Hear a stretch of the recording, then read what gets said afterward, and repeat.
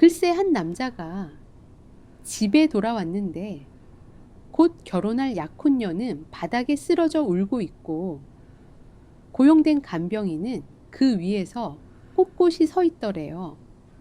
그런데 진짜 문제는 휠체어에 앉아 계신 본인 어머니 뺨에 시뻘건 손자국이 찍혀 있었다는 거예요. 한쪽은 곧 아내가 될 사람이고 다른 한쪽은 돈 받고 어머니를 돌보는 사람인데 대체 누구의 뺨을 믿어야 할까요? 이야기가 여기서부터 정말 기가 막혀요. 강남의 화려한 스카이라인이 한눈에 내려다 보이는 43층 펜트하우스. 지영은 거칠고 굳은 살이 깊게 박인 자신의 두 손을 가만히 내려다보며 발끝에 닿는 차가운 대리석 바닥에 감각을 삼켰다. 10년. 병상에 누워 서서히 굳어가던 어머니의 몸을 닦고 먹이고 밤새워 뒤척임을 달래던 세월이었다. 어머니가 세상을 떠난 뒤 지영에게 남은 것은 서늘한 빚더미와 타인의 숨겨진 고통을 기민하게 짚어내는 날 선 감각뿐이었다. 돈이 필요했고 누군가의 수족이 되어주는 일이라면 지영은 누구보다 자신 있었다. 하지만 이 거대하고 차가운 저택의 공기는 그녀가 겪어온 가난의 무게와는 전혀 다른 방식으로 숨을 턱 막히게 했다. 거실 중앙에는 거대한 샹들리에가 차가운 빛을 쏟아내고 있었다.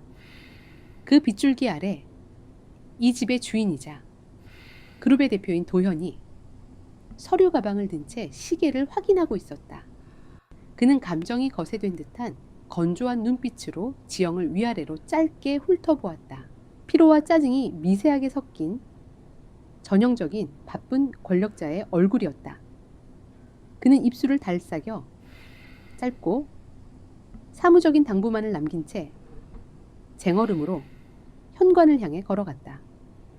그의 곁에서 완벽하게 세팅된 머리와 단정한 원피스 차림에 약혼녀 수아가 부드러운 미소를 띤 채 도현의 어깨를 가볍게 감싸 쥐었다.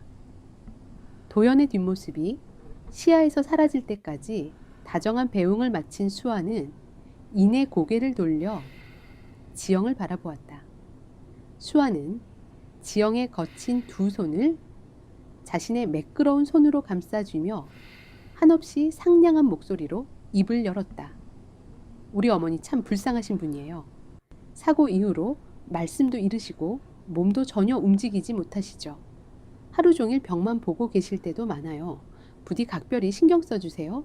수아의 목소리는 흠잡을 데 없이 나긋나긋했지만 지영은 맞잡은 손끝에서 전해지는 묘한 이질감을 놓치지 않았다. 그것은 온기가 전혀 없는 철저하게 계산된 플라스틱 같은 친절이었다. 지영의 시선이 수아의 등 너머 거실 한 구석에 방치되듯 놓여있는 휠체어로 향했다. 순자. 과거 명문여고의 교장으로서 수많은 학생들 앞에서 위험을 떨치던 그녀는 이제 생기를 완전히 잃어버린 고목처럼 휠체어에 주저앉아 있었다. 핏기가 가신 잿빛 얼굴과 비뚤어지게 걸쳐진 얇은 태의 안경. 얇고 앙상한 어깨는 짓눌린 듯 굽어 있었고 두 다리는 두꺼운 담요 아래로 미동조차 하지 않았다. 지영이 순자에게 다가가려던 찰나 수아가 먼저 우아한 걸음걸이로 휠체어 곁으로 다가갔다.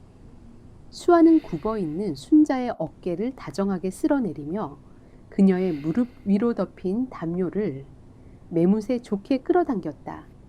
지극히 헌신적인 예비 며느리의 모습이었다. 그러나 그 순간 지영의 예리한 시선이 수아의 발끝으로 꽂혔다. 담요를 정리하는 척하며 몸을 숙인 수아의 뾰족한 구두굽이 담요 아래로 드러난 순자의 마비된 왼쪽 발등 끝자락을 지그시 짓누르고 있었다. 체중을 실어 압박하는, 결코 실수라고 할 수 없는 잔혹하고 집요한 힘이었다. 수아의 얼굴은 여전히 천사처럼 웃고 있었지만 순자의 미세하게 떨리는 눈동자에는 지독한 고통과 수치심이 핏발처럼 맺히고 있었다. 지영은 하마터면 숨을 멈출 뻔했다. 10년간 말 못하는 환자를 돌보며 터득한 본능이 온몸의 신경을 때리며 경고하고 있었다. 이 집은 평범한 부잣집이 아니다. 우아한 가면을 쓴 지옥이다. 도연이 탔던 엘리베이터의 문이 완전히 닫히는 소리가 복도를 타고 희미하게 울려 퍼지자마자 수아의 얼굴에서 자상한 미소가 썰물처럼 빠져나갔다. 그녀는 순자의 발등을 짓누르던 발을 거칠게 빼내며 차가운 눈동자로 지영을 향해 돌아섰다. 방금 전까지 손을 맞잡던 상냥한 목소리는 온데간데 없이 날카롭고 오만한 명령만이 거실을 채웠다. 정해진 식사와 투약 시간 외에는 어머니 방에 함부로 들어가지 마세요.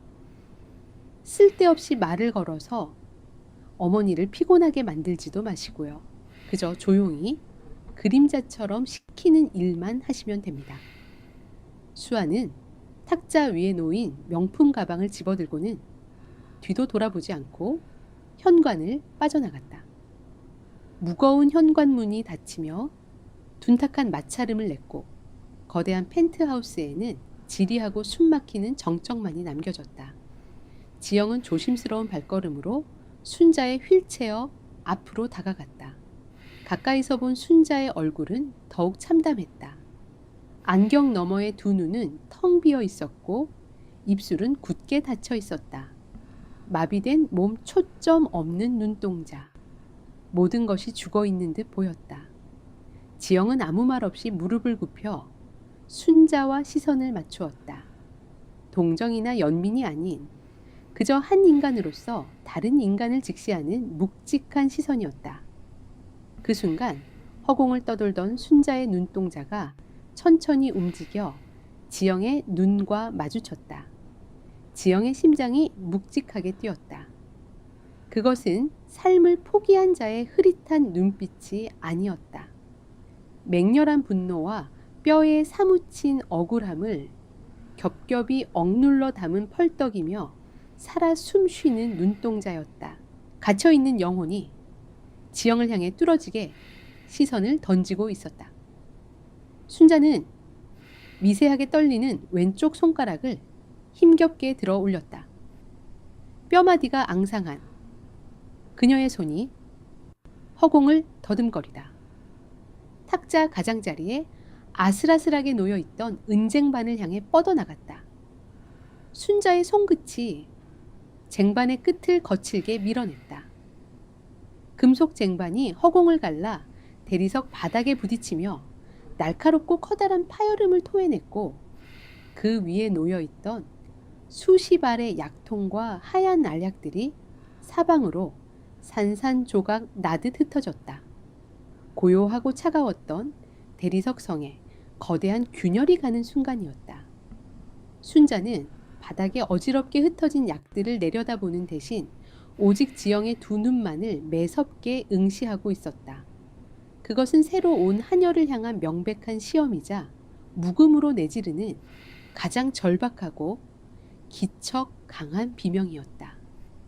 지영은 흩어진 알약들을 밟고 서서 물러서지 않고 그 강렬한 시선을 온전히 받아냈다. 대리석 바닥 위로 무수히 쏟아진 하얀 알약들을 내려다보며 지영은 단 한 발자국도 뒤로 물러서지 않았다. 그녀의 얼굴에는 당황한 기색이나 하수인 특유의 비굴함이 전혀 묻어나지 않았다. 10년 동안 병든 어머니의 곁을 지키며 지영이 배운 가장 큰 교훈은 육체가 무너진 환자에게 가장 필요한 것은 값싼 동정이 아니라 존엄을 지켜주는 단단한 태도라는 점이었다. 지영은 바닥에 흩어진 약들을 허둥지둥 주워 담는 대신 무릎을 굽혀 휠체어에 앉은 순자와 눈높이를 맞추었다. 텅 빈 껍데기처럼 보이던 순자의 두 눈동자에는 여전히 날선저기와 시험하는 듯한 서늘한 빛이 감돌고 있었다. 지영은 그 시선을 피하지 않고 정면으로 받아내며 낮고 차분한 목소리로 입을 열었다. 바닥은 나중에 치우겠습니다. 지금은 식사부터 하셔야 할 시간입니다. 순자의 눈썹이 미세하게 꿈틀거렸다. 이 집의 고용인들은 모두 수아의 명령에 따라 기계처럼 움직이고 순자가 조금이라도 난폭한 행동을 보이면 겁에 질려 도망치거나 진정제를 투여하기 바빴다. 그러나 눈앞에 있는 이 중년의 간병인은 달랐다. 그녀는 순자의 분노를 온전히 마주하면서도 결코 휘둘리지 않았다. 지영은 몸을 일으켜 이국적이고 차가운 주방으로 향했다. 거대한 수입산 냉장고 안에는 캐비어, 트러플 오일, 유기농 샐러드 등 흠잡을 데 없이 고급스럽지만 온기라고는 찾아볼 수 없는 식재료들만이 질서정연하게 채워져 있었다. 지영은 그 화려한 진열장 한 구석에서 자신이 출근길에 직접 챙겨온 낡은 반찬통을 꺼냈다. 반찬통의 뚜껑이 열리자마자 고급스러운 펜트하우스의 차가운 공기를 찢고 묵직하고 강렬한 냄새가 퍼져나갔다. 그것은 지영이 며칠 동안 푹 끓여낸 묵은지 찜이었다. 짙은 붉은색의 국물과 흐물흐물해질 정도로 푹 익은 김치, 그리고 그 배어든 맛이 깊게 새우며든 투박한 돼지고기, 상류층의 우아한 식탁과는 철저히 어울리지 않는 가난하고 고단한 삶의 냄새이자 끈질긴 생명력을 상징하는 음식이었다. 지영은 따뜻한 밥 한 공기와 모락모락 김이 피어오르는 묵은지 찜을 쟁반에 담아 순자의 방으로 돌아왔다. 코끝을 강하게 찌르는 발효된 냄새가 방 안을 채우자 줄곧 벽을 향해 굳어있던 순자의 고개가 아주 미세하게 지영을 향해 틀어졌다. 수아가 지시한 식단표에는 소화가 잘 되는 멀건 흰죽과 간이 거의 되지 않은 채소 피레만이 적혀 있었다. 그것은 환자를 위한 식단이라기보다 살아갈 의지를 갉아먹는 무미건조한 사료에 불과했다. 지영은 수아의 식단표를 서랍 깊숙이 밀어넣고 김치 한 점을 길게 찢어갓 지은 하얀 쌀밥 위에 얹었다. 화를 내시려거든 먼저 기력을 차리셔야 합니다. 속이 텅 비어 있으면 억울함도 분노도 삼킬 힘이 없는 법입니다. 지영의 덤덤한 목소리가 방 안에 무거운 정적을 갈랐다. 그녀는 숟가락을 순자의 굳게 담은 입술 앞으로 조심스럽게 가져갔다.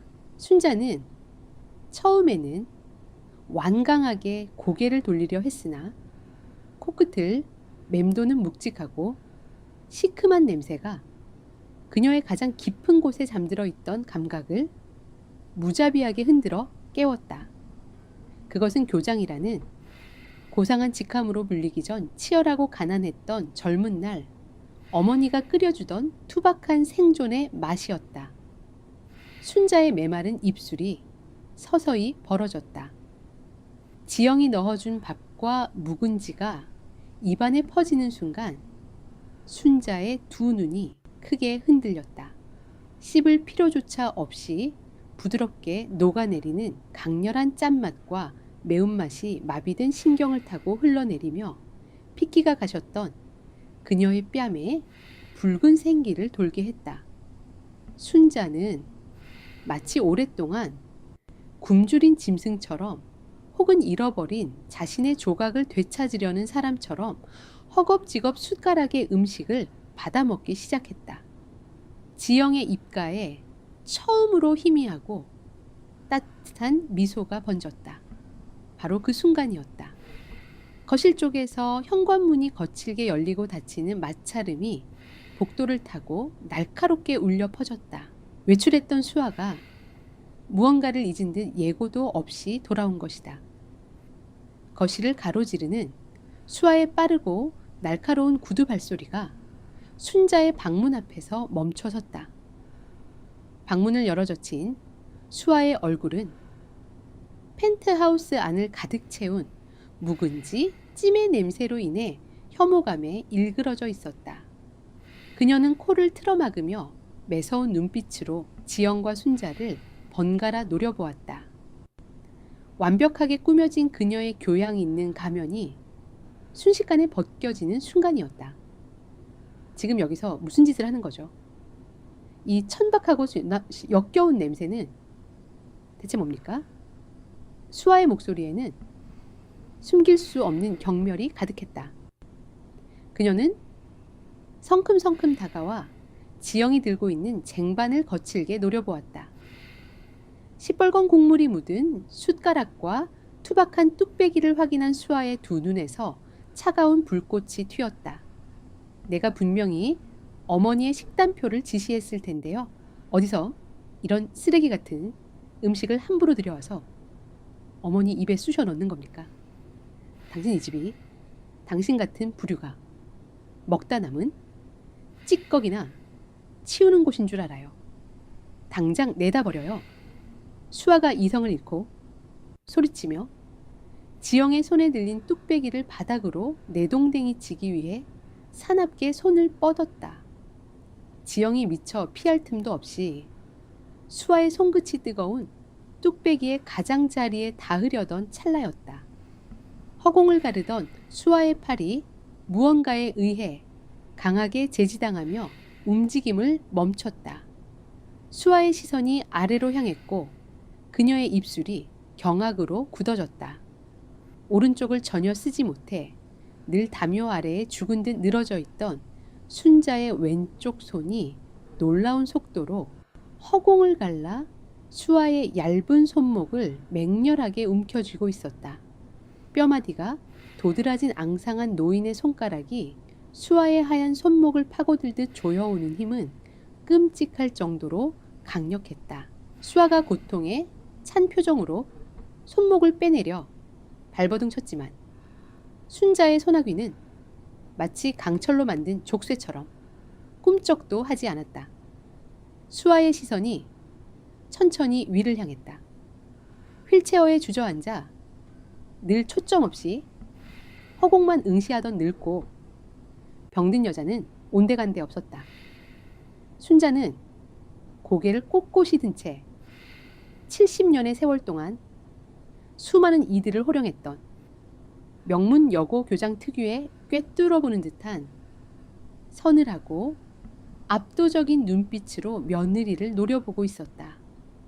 그녀의 눈동자는 이렇게 말하고 있었다. 내 음식에 감히 내 더러운 손을 대지 마라. 수아는 경악으로 일그러진 얼굴을 채 숨기지 못한 채 순자에게 붙들린 자신의 손목을 거칠게 빼냈다. 평소 생기라고는 찾아볼 수 없던 노인의 악의 힘이라고는 믿기지 않을 만큼 억셌다.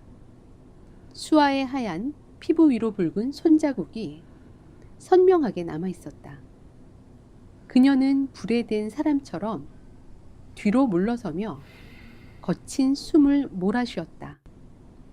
치욕과 분노로 뒤엉킨 수아의 눈동자가 지영과 순자를 번갈아 노려보았다.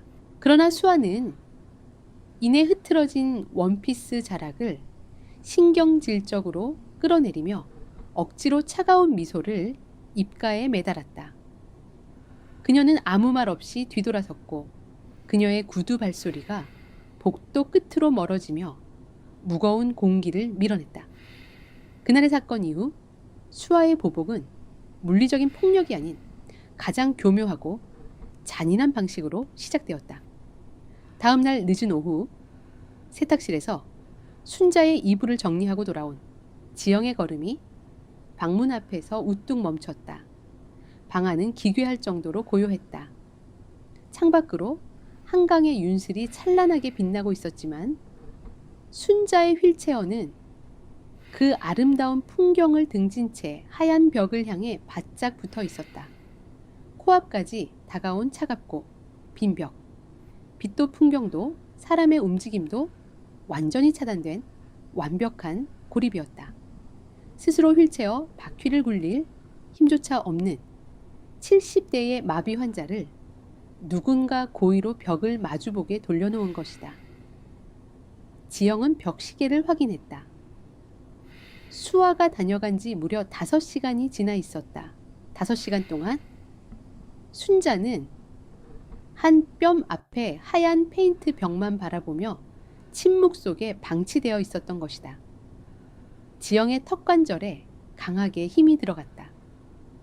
그것은 휴식을 빙자한 명백한 학대이자 노인의 정신을 서서히 말려 죽이려는 수아의 잔혹한 통제 방식이었다.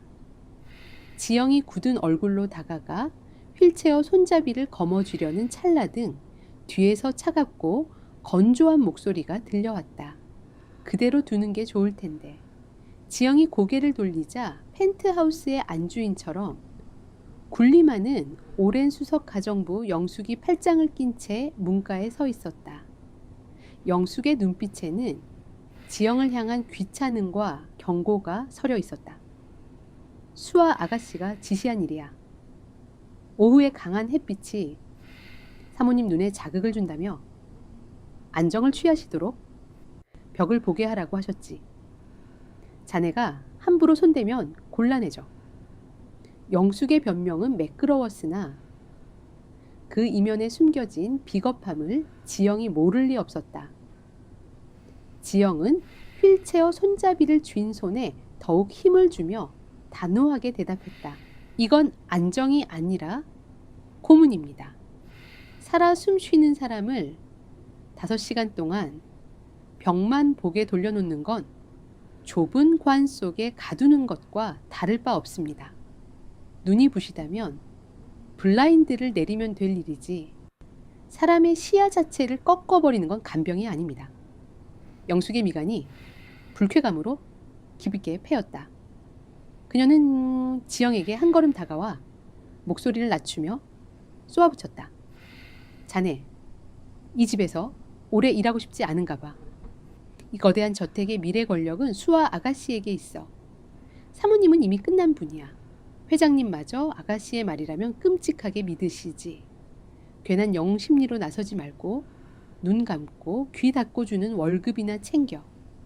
그게 우리 같은 고용인들이 이 바닥에서 살아남는 유일한 방식이니까. 영숙의 말은 한국의 상류층 저택에서 일하는 자들의 철저한 생존 공식이었다. 강자에게 굴복하고 약자의 고통에 눈을 감는 것. 그러나 지영은 10년 동안 병든 어머니를 돌보며 뼈저리게 배운 것이 있었다. 타인의 고통을 외면하는 순간 자신 역시 존엄을 잃는다는 사실이었다. 저는 시체를 닦으러 온 게 아닙니다. 사람을 돌보러 왔지. 지영은 영숙의 서늘한 경고를 묵살하며 휠체어의 방향을 창가 쪽으로 거침없이 돌렸다. 바퀴가 카펫을 긁으며 돌아가는 무거운 마찰음이 방 안을 채웠다. 영숙은 기가 막힌다는 듯 차가운 코웃음을 흘리고는 몸을 돌려 방을 나가버렸다. 휠체어가 완전히 창문을 향하자 붉게 타오르기 시작한 한강의 저녁 노을이 방 안으로 쏟아져 들어왔다. 갑자기 쏟아진 짙은 빛의 순자는 깊은 동굴에서 막 빠져나온 사람처럼 눈을 가늘게 뜨며 미세하게 몸을 떨었다. 지영은 아무 말 없이 순자의 무릎 위로 담요를 덮어주며 햇빛이 너무 따갑지 않게 커튼의 각도를 조절했다. 지영은 미리 주방에서 끓여온 따뜻한 한방 약숙 물이 담긴 나무 대야를 가져와 순자의 발밑에 내려놓았다. 그녀는 바닥에 무릎을 꿇고 앉아 굳어있는 순자의 두 발을 조심스럽게 물속에 담갔다. 짙은 쑥 향기와 함께 피어오르는 따뜻한 수증기가 굳어있던 순자의 발끝을 부드럽게 감쌌다. 지영의 거칠지만 따뜻한 두 손이 순자의 발등부터 발목까지 이어지는 혀를 꾹꾹 눌러가며 핏기가 돌도록 주물렀다. 그것은 단순히 몸을 씻기는 행위가 아니라 철저하게 지워졌던 순자의 존재 가치를 온기로 되살려내는 숭고한 의식과도 같았다. 따뜻한 물에 감촉 창밖으로 번지는 붉은 노을, 그리고 자신의 발을 정성껏 매만지는 지영의 묵묵한 정수리. 순자의 흐릿했던 시야가 서서히 맑아지며 잃어버렸던 감각들이 피부를 타고 선명하게 살아나고 있었다. 그때였다. 3년 동안 굳게 닫혀있던 순자의 입술이 미세하게 파르르 떨리기 시작했다. 마치 오랜 세월 사용하지 않아 녹슬어버린 악기에 현이 끊어질 듯 팽팽하게 당겨지는 것 같았다. 순자의 메마른 목구멍 깊은 곳에서부터 모래바람이 긁히는 듯한 거칠고 낯선 소리가 방 안의 공기를 가르며 조심스럽게 흘러나왔다. 고맙다. 비록 바람소리처럼 미약하고 쇳소리가 섞인 음성이었지만 그것은 분명한 인간의 언어였다. 지영의 손이 멈칫했다. 그녀는 천천히 고개를 들어 휠체어에 앉은 순자를 올려다보았다. 순자의 눈동자에는 더 이상 죽음의 그림자가 없었다. 벽에 갇혀있던 노인이 마침내 스스로 침묵의 감옥을 부수고 세상 밖으로 걸어 나온 순간이었다. 햇살이 길게 늘어진 아침 지영은 순자의 얇은 환자복 상의를 갈아입히기 위해 조심스럽게 소매를 걷어 올렸다. 앙상하게 뼈만 남은 팔뚝 위로 시선이 닿은 순간 지영의 두 손이 딱딱하게 굳어버렸다. 순자의 연약한 안쪽 팔뚝 피부 위로 검푸른 멍 자국이 선명하게 새겨져 있었다. 그것은 어딘가에 부딪혀 생긴 상처가 아니었다. 세 개의 손가락이 억센 힘으로 살갗을 파고들듯 움켜쥐었을 때만 남는 지독하게 인위적인 폭력의 흔적이었다. 지영은 입술을 꽉 깨물며 멍 자국을 조심스럽게 쓰다듬었다. 순자는 고통을 삼키듯 시선을 피한 채 얕은 숨만 몰아쉬고 있었다. 전날 밤 쓰레기통 깊숙한 곳에서 휴지 더미에 파묻혀 있던 순자의 돋보기 안경을 발견했을 때부터 지영의 인내심은 이미 한계에 다다라 있었다. 시력을 빼앗고 시야를 가두고 이제는 몸에 직접적인 폭력을 가하기 시작했다. 이 거대하고 우아한 집안에서 가장 약한 자를 향해 벌어지는 참혹한 사냥을 더는 지켜볼 수 없었다. 그날 오후 지영은 펜트하우스의 규율을 완전히 깨뜨리고 도현이 있는 그룹 본사로 향했다. 일가의 간병인이 예약도 없이 최고 경영자의 집무실을 찾아가는 것은 한국의 엄격한 위계 사회에서 상상조차 할 수 없는 무례였다. 비서진의 날 선제지와 싸늘한 시선이 쏟아졌지만 지영은 물러서지 않고 끈질기게 버텼다. 결국 굳게 닫혀있던 임원실의 육중한 유리문이 열리고 차가운 표정의 도현이 모습을 드러냈다. 집무실 안은 숨이 막힐 정도로 고요하고 압도적이었다. 도현은 거대한 책상 너머에서 미간을 찌푸린 채 지영을 내려다보았다. 지영은 조금도 주눅들지 않은 꼿꼿한 자세로 순자의 몸에 새겨진 손가락 모양의 멍 자국과 쓰레기통에 버려져 있던 안경, 그리고 벽을 향해 방치되었던 5시간의 끔찍한 진실을 낱낱이 토해냈다. 그녀의 목소리는 분노로 미세하게 떨렸으나 전달하는 사실만큼은 예리한 칼날처럼 분명했다. 어머니를 똑바로 보셔야 합니다. 지금 댁에서 벌어지는 일은 간병이 아니라 교묘한 학대입니다. 도연의 눈동자가 거칠게 흔들렸다. 그가 무언가 대답하려 입을 떼는 순간 집무실의 문이 부드럽게 열리며 수아가 들어섰다. 그녀의 등장은 너무도 완벽하게 계산된 타이밍이었다. 수아의 얼굴에는 평소의 오만함 대신 깊은 상처를 받은 가련한 여인의 표정이 덧씌워져 있었다. 그녀의 커다란 두 눈에는 이미 억울한 눈물이 그렁그렁하게 맺혀 있었다. 도현 씨, 이분 말씀 믿지 마세요. 제가 어떻게 어머니께 그런 끔찍한 짓을 하겠어요? 수아는 조심스레 가방에서 깔끔한 서류 봉투를 꺼내 도연의 책상 위에 내려놓았다. 국내 유명 대학병원에서 발급된 진단서였다. 어머니 상태가 최근 들어 많이 불안정해지셨어요. 가끔 혼란을 느끼시고 스스로를 힘들게 하는 행동도 보이셨습니다. 안경도 이 본인이 실수로 떨어뜨리신 거예요. 그런데 이분은 그런 상황을 오해하고 저를 나쁘게 보이게 하려는 것 같아요.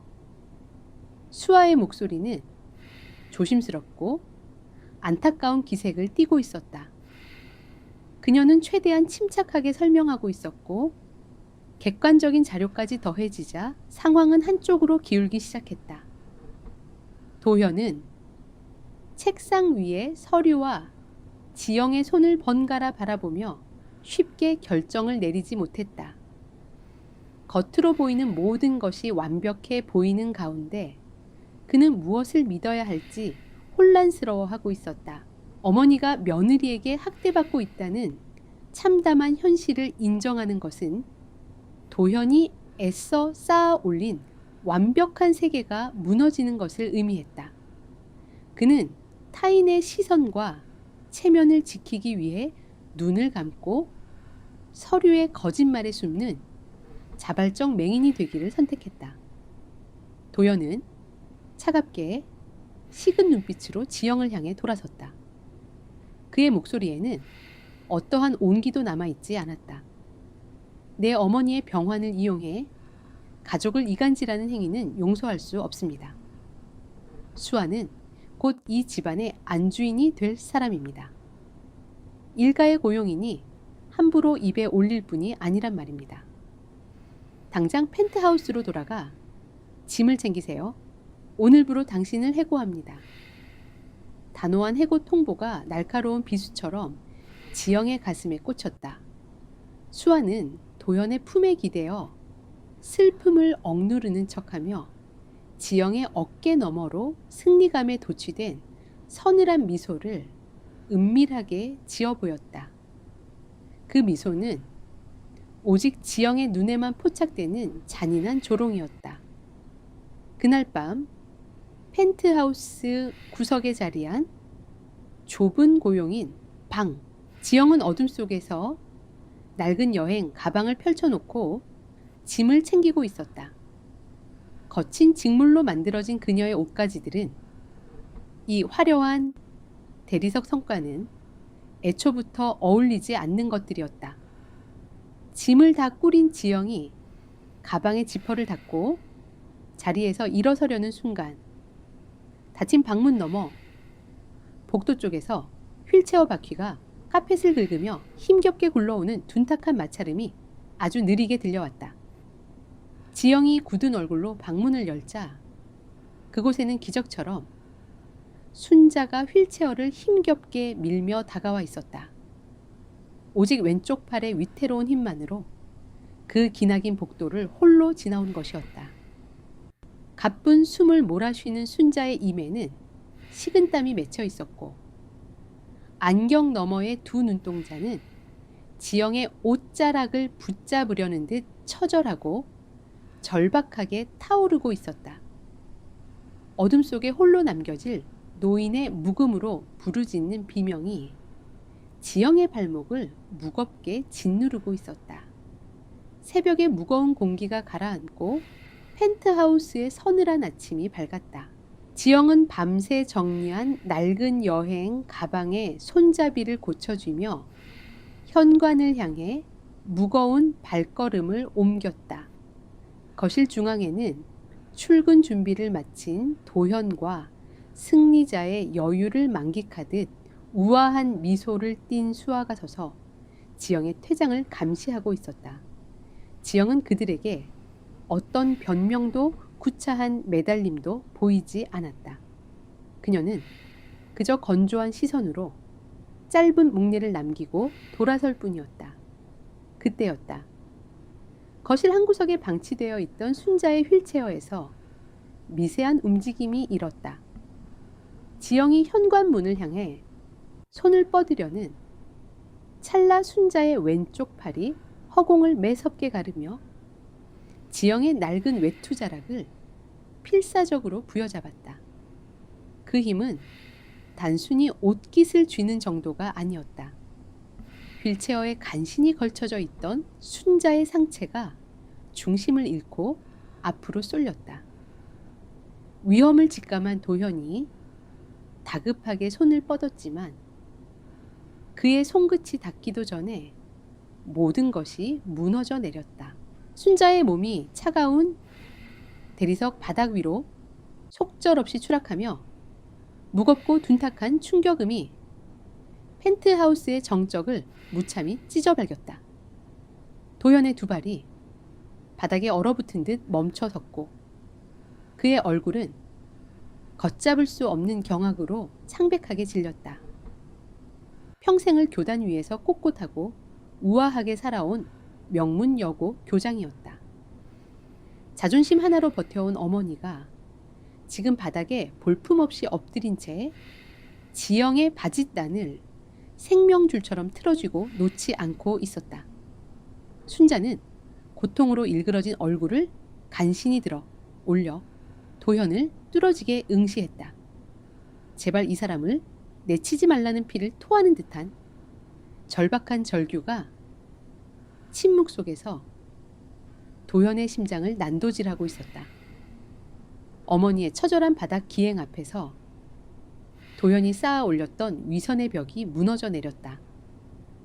그는 마른 침을 삼키며 떨리는 목소리로 지영의 해고를 취소할 수밖에 없었다.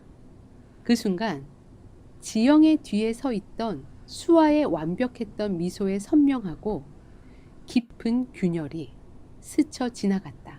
오후가 되어 도현이 회사로 떠나고 집안에 다시 정적이 찾아왔을 때 수아의 분노는 마침내 수면 위로 모습을 드러냈다. 수아는 뱀처럼 조용한 걸음으로 순자의 방에 숨어들었다. 침대에 누워 거친 숨을 고르고 있는 순자를 확인한 수아는 두 손으로 침대 매트리스를 거칠게 짓누르며 순자의 얼굴 위로 몸을 바짝 숙였다. 수아의 두 눈동자는 더 이상 상냥한 예비 며느리의 온기가 존재하지 않았다. 오직 목적을 방해받은 포식자의 차갑고 잔혹한 살기만이 번뜩이고 있었다. 저 천박한 여자가 당신을 살려낼 수 있을 거라 착각하지 마세요. 수아의 목소리는 낮고 서늘하게 방 안을 기어 다녔다. 어머니의 증세가 악화되었다는 기록은 이미 충분히 쌓여 있습니다.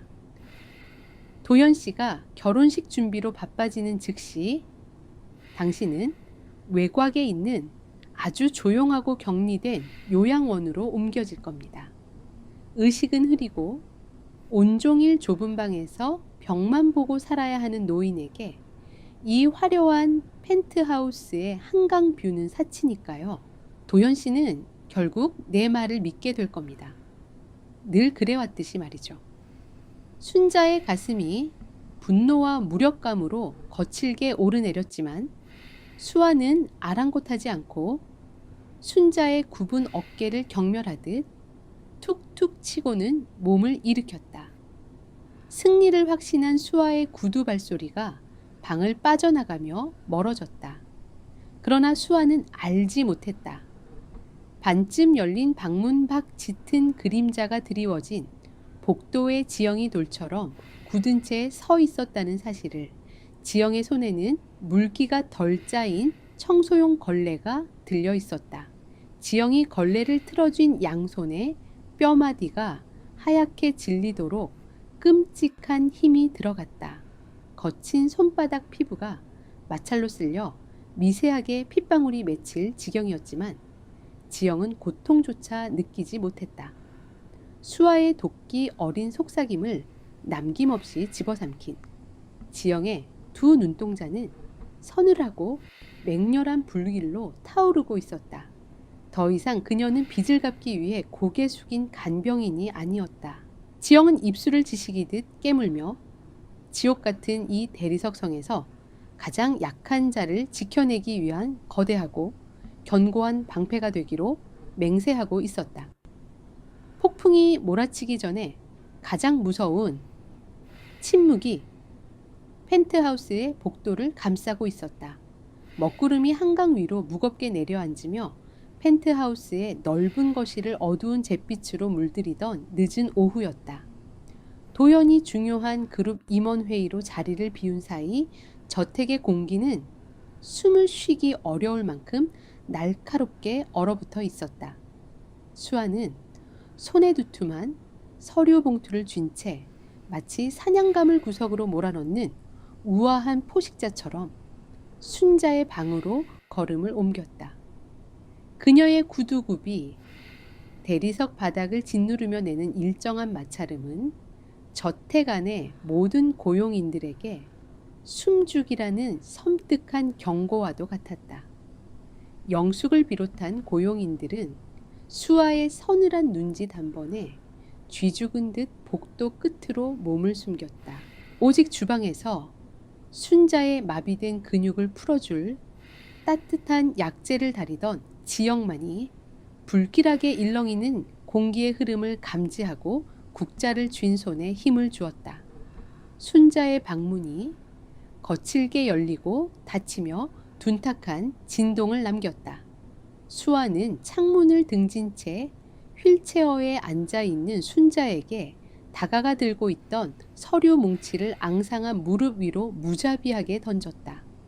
그것은 국내 대형 로펌의 직인이 찍힌 성년 후견인 개시심판 청구서와 순자 명의로 된 그룹 지분을 수아의 가족이 운영하는 재단으로 전면 위임한다는 양도각서였다. 어머니 이제 그만 고집 피우시고 도장 찍으세요. 도연 씨는 이미 제가 보여준 가짜 진단서를 굳게 믿고 있습니다. 어머니가 치매와 환각 증세로 온전한 판단을 내릴 수 없다는 사실을 말이죠. 수아의 목소리는 한없이 다정하게 포장되어 있었으나 그 속에 담긴 도끼는 뼈를 시리게 할 만큼 잔혹했다.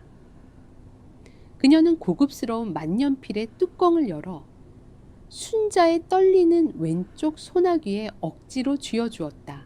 이 서류에 지장을 찍는 순간 어머니는 그 지긋지긋한 요양원으로 가시게 될 겁니다. 하지만 끝까지 고집을 부리신다면 이 넓은 방 안에서 평생 하얀 벽만 쳐다보며 서서히 말라 죽어가는 꼴을 도연 씨가 지켜보게 만들겠습니다. 어느 쪽이든 어머니의 시대는 끝났어요. 70평생을 명예와 자존심 하나로 버텨온 순자였다. 그녀는 덜덜 떨리는 손가락으로 만년필을 움켜쥐더니 젖 먹던 힘을 다해 그것을 바닥으로 쳐냈다. 잉크가 사방으로 튀었고 구겨진 양도 각서가 허공을 맴돌다 처참하게 바닥으로 흩어졌다. 그것은 포기하지 않겠다는 늙은 사자의 마지막 포효이자 며느리를 향한 가장 강렬한 거부의 몸짓이었다. 순자의 저항에 수아의 얼굴에서 마지막 남은 교양의 가면이 산산조각 났다. 그녀의 눈동자가 이성을 잃은 짐승처럼 일그러졌다. 수아는 분노를 주체하지 못하고 순자의 환자복 멱살을 거칠게 틀어쥐었다. 그리고 지체 없이 수아의 손이 허공 높이 들렸다가 70대 노인의 얼굴을 향해 무자비하게 내리꽂혔다. 살과 살이 격렬하게 맞부딪히는 파열음이 서늘한 방 안을 공포로 짓눌렀다. 고개가 꺾인 순자의 창백한 뺨 위로 선명하고 붉은 손자국이 부풀어 올랐고 그녀가 쓰고 있던 안경은 바닥으로 튕겨나가며 날카로운 파편을 사방으로 흩뿌렸다. 유리가 깨어지며 남긴 날카로운 파편들은 순자가 세상을 바라보며 지켜오던 존엄의 조각들이 산산이 부서지는 것과 같았다. 반쯤 열린 문틈으로 그 참혹한 광경을 목격한 지영의 머릿속에서 이성을 붙잡고 있던 마지막 인내의 끈이 형체도 없이 끊어졌다. 그것은 단순한 분노가 아니었다. 10년 동안 병든 어머니를 세상의 멸시와 폭력으로부터 온몸으로 막아냈던 늙은 딸의 거대한 본능이었다. 세상에서 가장 연약한 존재를 잔혹하게 짓밟는 자를 향한 타오르는 맹렬한 징벌의 의지였다. 지영은 거침없는 걸음으로 방 안을 향해 돌진했다. 수아가 숨을 헐떡이며 넘어진 순자를 향해 다시 표독스러운 독서를 내뱉으려 입을 떼는 순간이었다. 지영의 거칠고 단단한 손바닥이 허공을 매섭게 갈라 완벽하게 화장된 수아의 뺨을 벼락처럼 강타했다. 귀를 찢는 듯한 마찰 소리와 함께 수아의 몸이 맥없이 균형을 잃고 소파 모서리에 부딪히며 대리석 바닥으로 비참하게 나동그라졌다. 우아하게 세팅되었던 수아의 머리카락이 흉하게 흐트러졌고 비단 같은 명품 원피스는 구겨진 채 바닥에 잉크를 쓸어 담았다. 수아는 불에 댄 사람처럼 뺨을 감싸쥐고 바닥에 엎드린 채 몸을 떨었다. 지영은 타오르는 두 눈으로 바닥에 주저앉은 수아를 내려다보며 휠체어와 그녀 사이를 거대한 태산처럼 가로막고 섰다. 지영의 거친 숨결과 붉게 달아오른 손바닥이 그녀가 방금 넘어선 돌이킬 수 없는 선을 증명하고 있었다. 두려움은 없었다.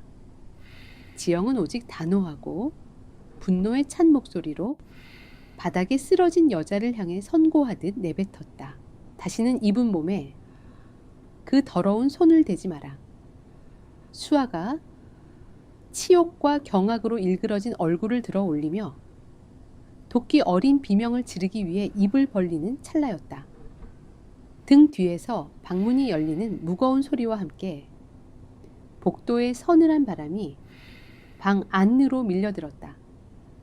임원회의에 참석 중이어야 할 도현이 얼음장처럼 굳은 얼굴로 문가에 서 있었다. 그의 짙고 흔들리는 시선은 대리석 바닥에 엎어져 뺨을 감싸 쥔 약혼녀와 두 주먹을 꽉 쥔 채 거친 숨을 몰아쉬는 간병인, 그리고 붉게 부어오른 뺨을 한 채 깨진 안경 파편 너머로 자신을 올려다보는 늙은 어머니를 차례대로 훑고 지나갔다. 3명의 여자와 흩어진 서류, 그리고 뺨에 남은 붉은 흉터, 가장 잔혹한 진실을 눈앞에 마주한 도현의 거친 숨소리만이 펜트하우스의 무거운 정적을 갈라놓고 있었다. 누가 피해자이고 누가 가해자인지 선택해야만 하는 운명의 10초가 도현의 목을 강하게 조여오고 있었다.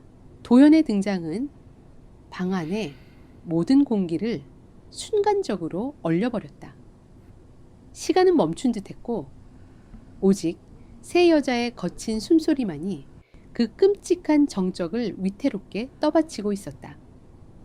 그 침묵을 먼저 깨뜨린 것은 바닥에 쓰러져 있던 수아였다.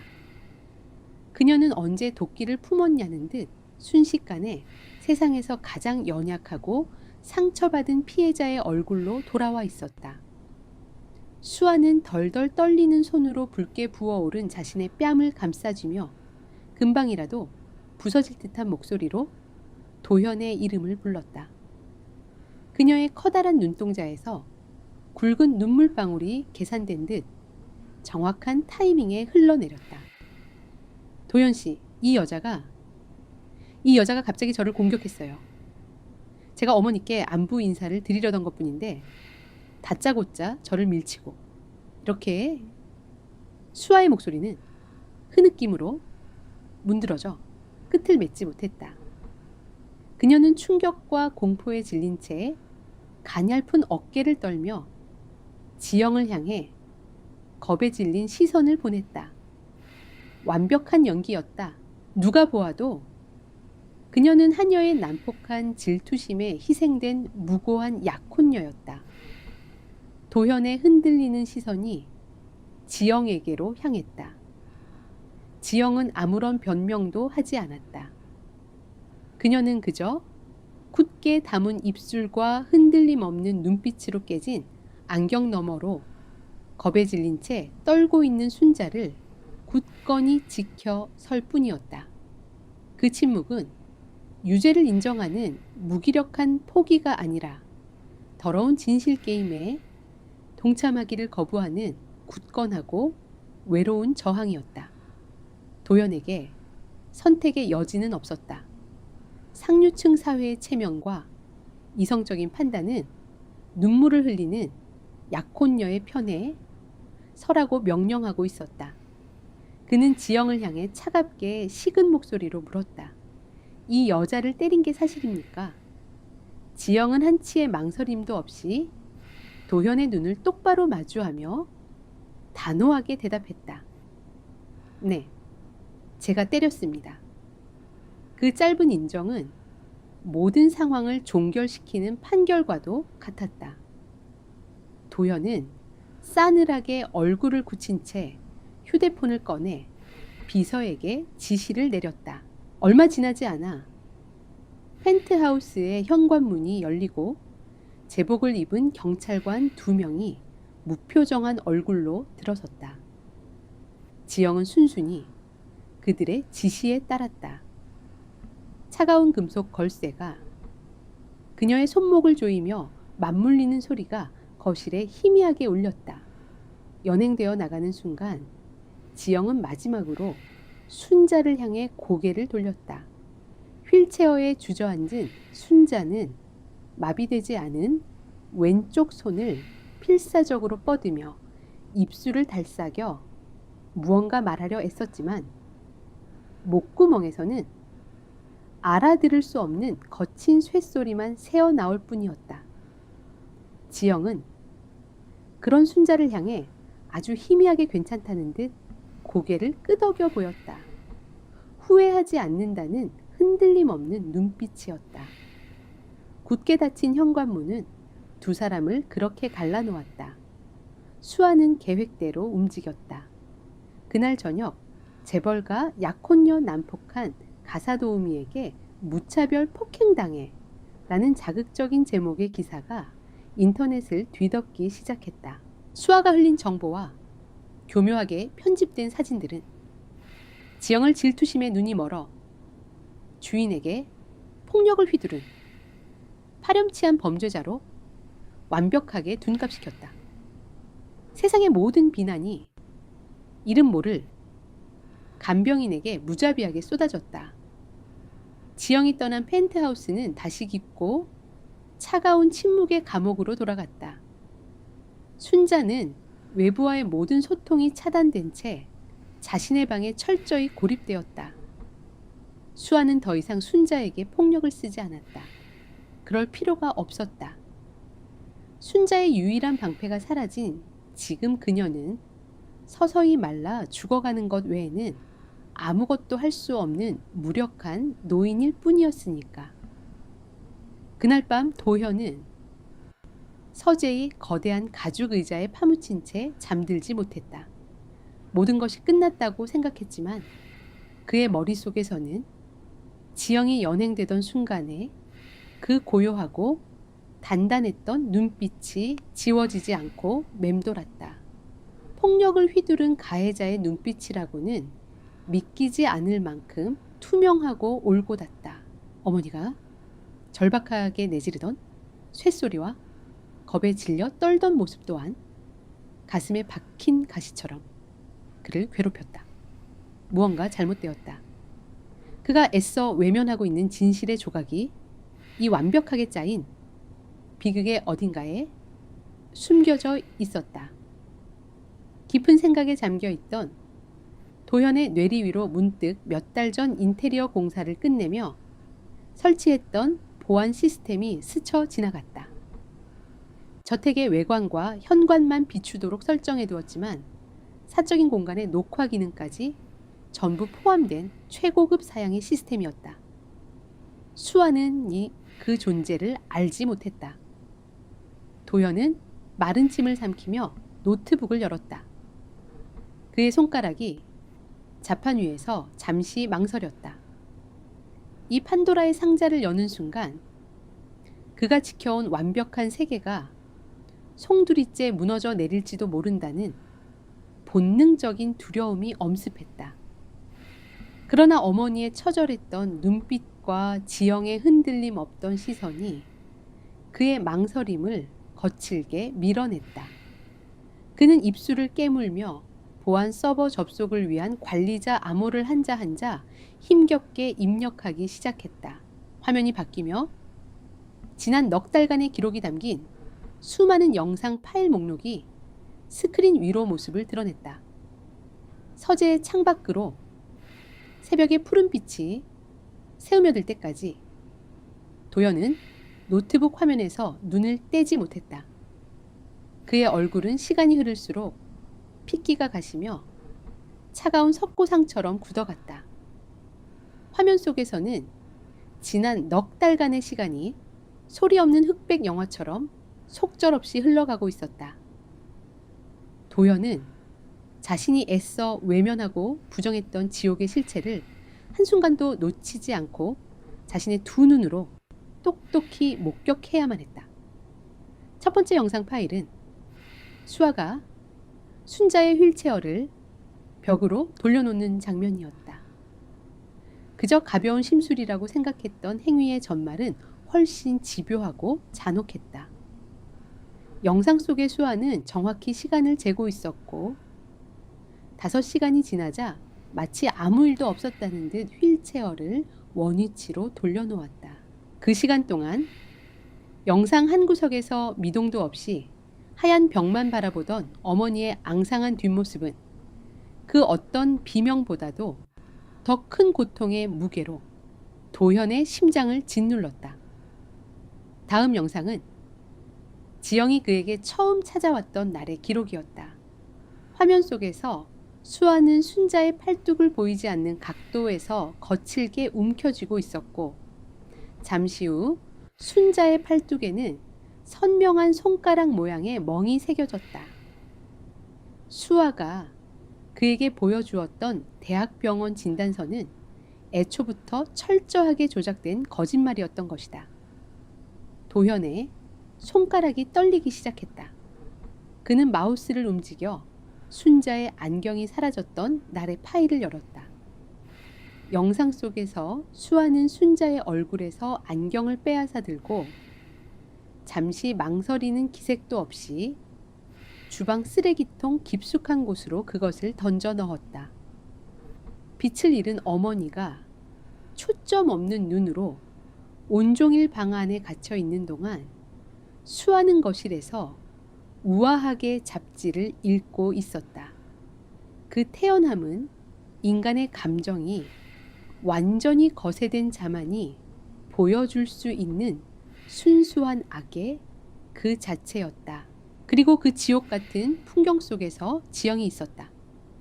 화면 속의 지영은 쓰레기통을 뒤져 찾아낸 안경을 자신의 옷자락으로 정성껏 닦아 순자의 얼굴에 씌워주었고 벽을 향해 돌아간 휠체어를 말없이 창가로 돌려주었다.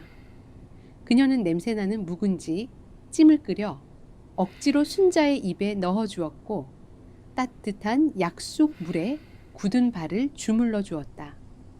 그녀는 그 어떤 대가도 바라지 않고 그저 묵묵히 새으며 들어와 무너져 내리던 한 인간의 존엄성을 조각보처럼 한 땀 한 땀 정성껏 기워나가고 있었다. 마지막 영상 파일은 어제의 기록이었다. 수아가 휘두른 무자비한 손길에 어머니의 안경이 산산조각나며 바닥으로 흩어지는 장면, 그리고 그 순간 망설임 없이 방으로 뛰어들어와 수아의 뺨을 향해 손을 휘두르던 지영의 단호한 모습. 그 모든 것이 한치의 오차도 없이 기록되어 있었다. 지영의 폭력은 증오가 아닌 필사적인 보호였다. 도현은 노트북을 닫았다.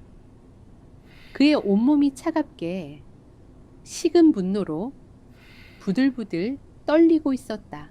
지난 3년간 그는 완벽한 아들이자 유능한 경영자라는 가면 뒤에 숨어 가장 가까운 곳에서 벌어지던 어머니의 고통을 철저히 외면해왔다. 그는 눈을 감고 귀를 막은 비겁한 방관자였다. 도연의 머릿속이 복잡하게 얽히며 돌아가는 순간 그의 휴대폰이 낮게 진동했다. 발신자는 수석가정부 영숙이었다. 도연이 전화를 받자마자 수화기 너머로 잔뜩 겁에 질린 영숙의 목소리가 다급하게 흘러나왔다. 회장님, 지금 당장 서재에 있는 회장님.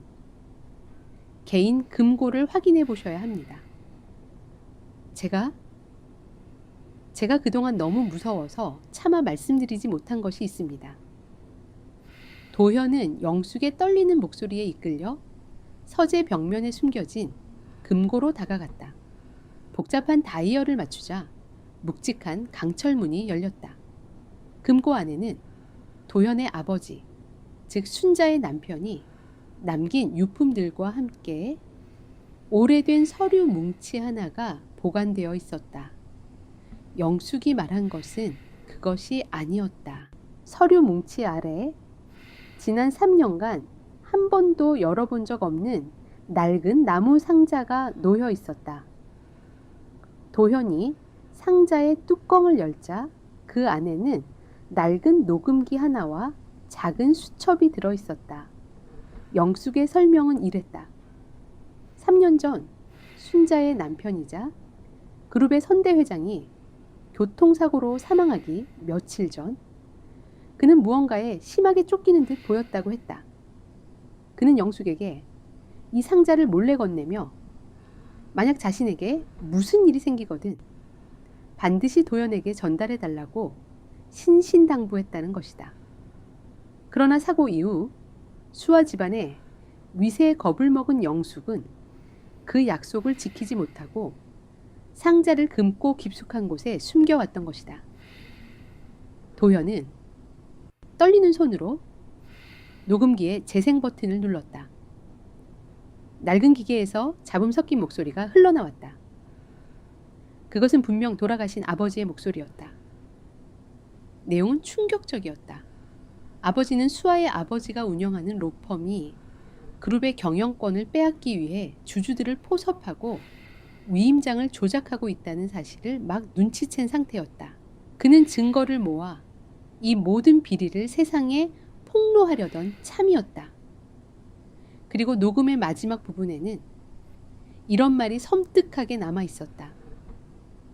그들이 내 차의 브레이크에 손을 댄 것 같다. 만약 내가 잘못되면 이건 명백한 사고가 아니라 계획된 살인이다.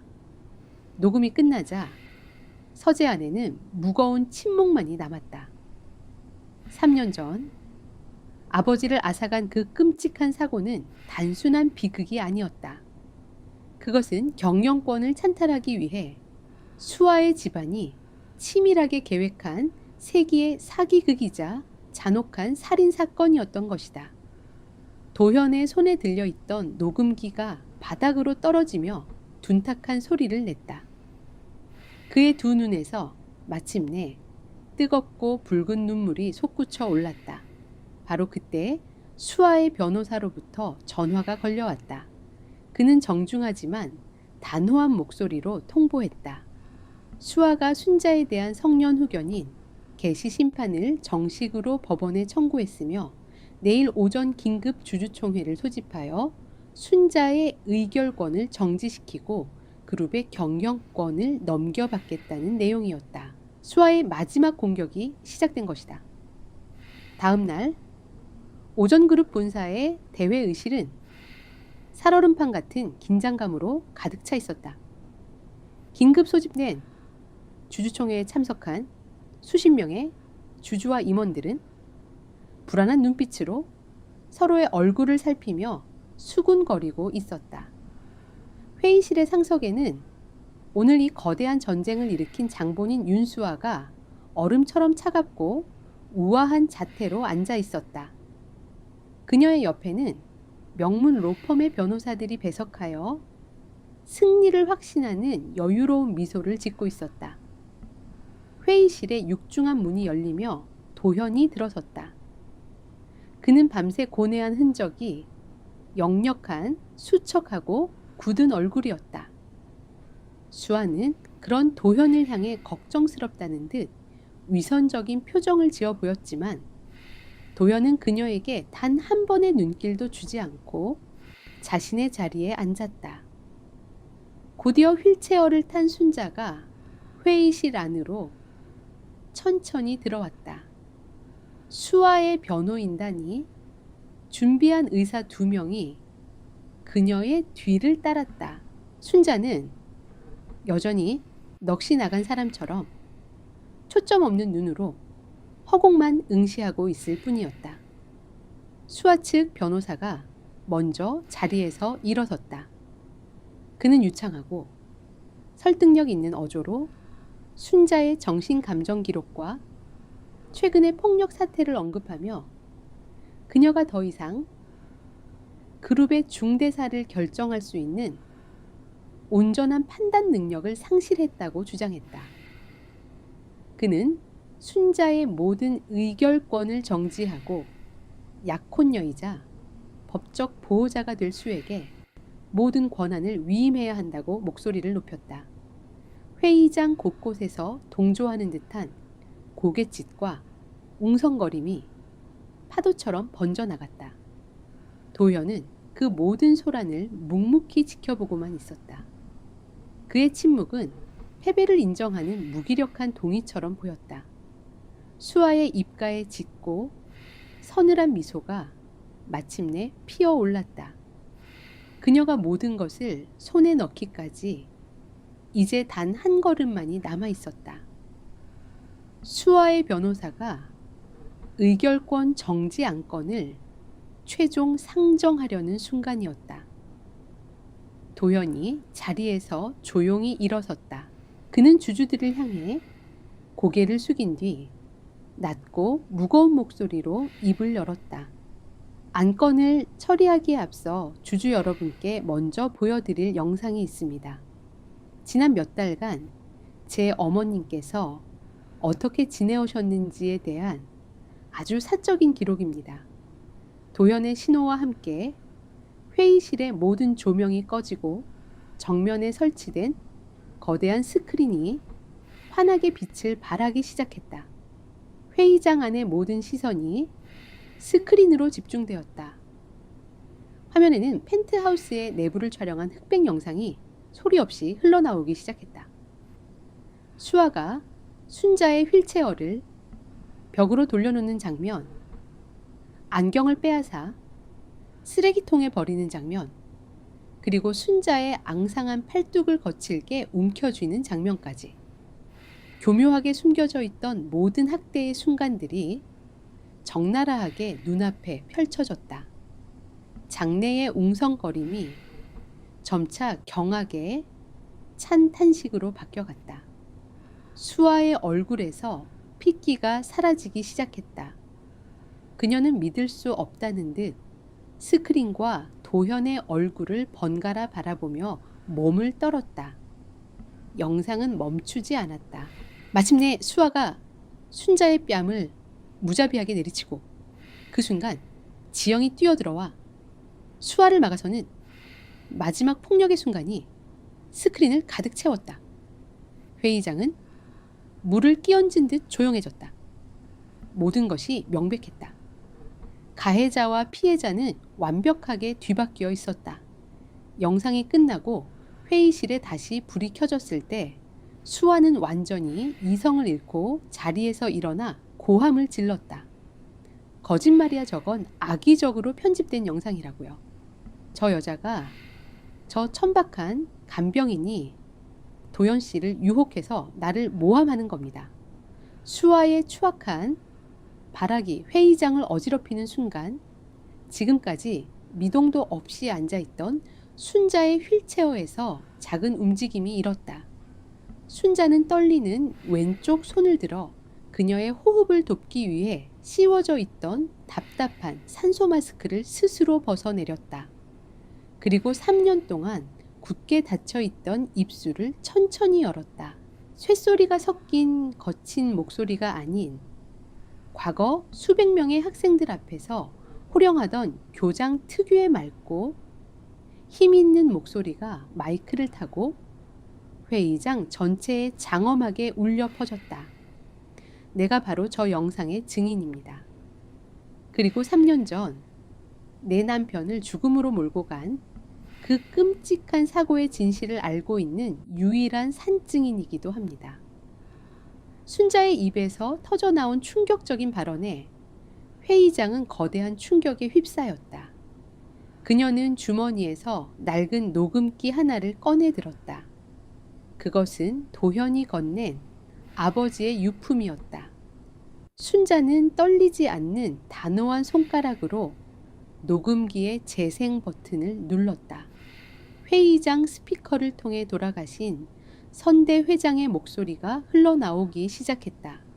수아 집안의 경영권 찬탈 음모와 자신의 채 가해진 살해 위협을 알리는 육성이었다. 모든 조각이 맞춰지는 순간이었다. 녹음이 끝나자 수아는 완전히 무너져 내렸다. 그녀는 실성한 사람처럼 웃음을 터뜨리다 이내 울부짖으며 자신의 변호사에게 매달렸다. 그러나 이미 대세는 기울었다. 바로 그때 회의실의 뒷문이 거칠게 열리고 제복을 입은 경찰들이 들이닥쳤다. 그들의 손에는 살인교사 및 횡령 배임 혐의로 발부된 차가운 구속영장이 들려 있었다. 그들의 뒤로 모든 혐의를 벗고 풀려난 지영이 굳건한 표정으로 서 있었다. 수아가 비명을 지르며 발버둥 치는 사이 순자는 휠체어에 앉은 채로 허리를 꼿꼿이 세우고 그 모든 광경을 한치의 흔들림도 없는 서늘한 눈빛으로 끝까지 지켜보았다. 그것은 3년간의 지옥 같은 시간을 견뎌낸 늙은 교장의 가장 완벽하고 위험 있는 복수였다. 세기의 사기극이 막을 내리고 몇 주가 흘렀다.